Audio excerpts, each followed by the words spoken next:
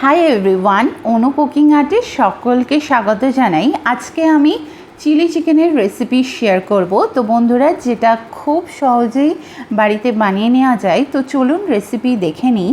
সর্বপ্রথম 800 gram chicken নিয়েছি। চিকেনের পিসগুলো দেখতেই পাচ্ছেন, মাঝারি সাইজের নিয়েছি।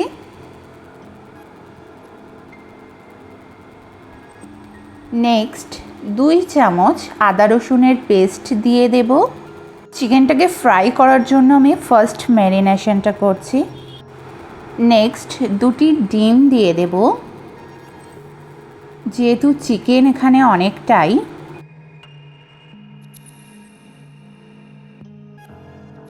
দেন কিছু শুকনো মশলা অ্যাড করব। 1 চামচ লবণ, 1 চামচ কাশ্মীরি লঙ্কার গুঁড়ো, 1/4 টিস্পুন গোলমরিচের গুঁড়ো, 1/2 টিস্পুন বিরিয়ানির মশলা। নেক্সট বাইন্ডিংয়ের জন্য এখানে 5 চামচ কর্নফ্লাওয়ার দিয়েছি।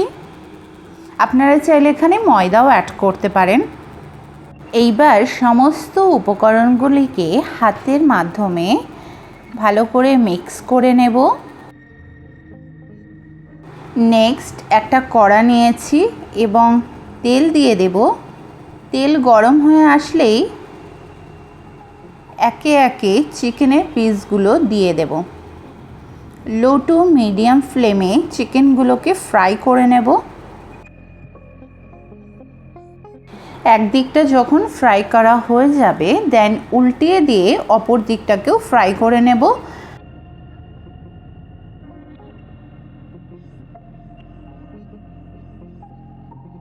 আচ্ছা, এখানে একটা কথা মাথায় রাখবেন, চিকেনগুলোকে কিন্তু এই রকম বাদামি কালার করেই ফ্রাই করবেন। বেশি লাল লাল করে ফ্রাই করলে কিন্তু উপরের কোটেরটা শক্ত হয়ে যাবে, যেহেতু আমরা চিলি চিকেন বানাচ্ছি। তো একটি স্টেনারের মাধ্যমে সমস্ত চিকেনগুলোকে, ফ্রাই চিকেনগুলোকে তুলে নেব। সব চিকেনগুলোকে ফ্রাই করা কমপ্লিট।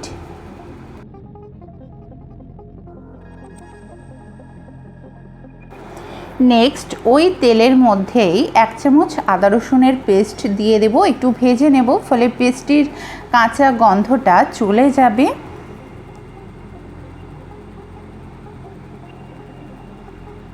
দেন কিউব করে কেটে রাখা ক্যাপসিকামগুলোকে দিয়ে দেব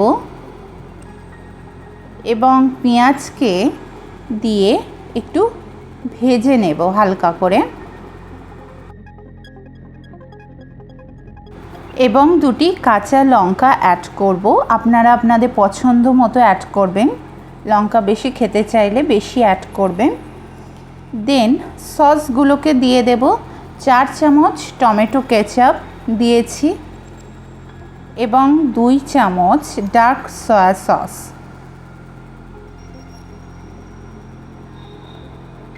এখানে সসের মধ্যে লবণ থাকে, তো লবণটা অবশ্যই চেক করে তারপরে দেবেন।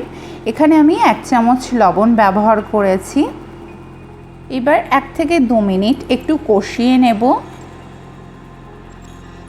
দেন 1/4 টিস্পুন গোলমরিচের গুঁড়ো দেব এবং স্বাদটাকে বাড়াতে অল্প একটু চিনি ব্যবহার করব।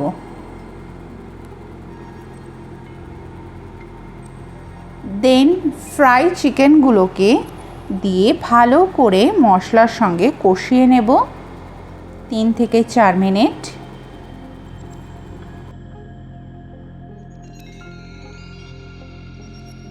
এখানে কষানো একদম কমপ্লিট হয়ে গেছে। নেক্সট 1 কাপ পরিমাণে জল অ্যাড করব, দিয়ে চিকেনের সঙ্গে একটু নাড়িয়ে দেব এবং আগে থেকে 3 চামচ কর্নফ্লাওয়ার জলে গুলে রেখেছিলাম সেটিকে অ্যাড করব এবং 5 থেকে 7 মিনিট আরও কুক করব। কর্নফ্লাওয়ার দেওয়ার ফলে গ্রেভিটা অনেকটাই গাঢ় হয়ে যাবে, ফলে খেতে দুর্দান্ত লাগবে।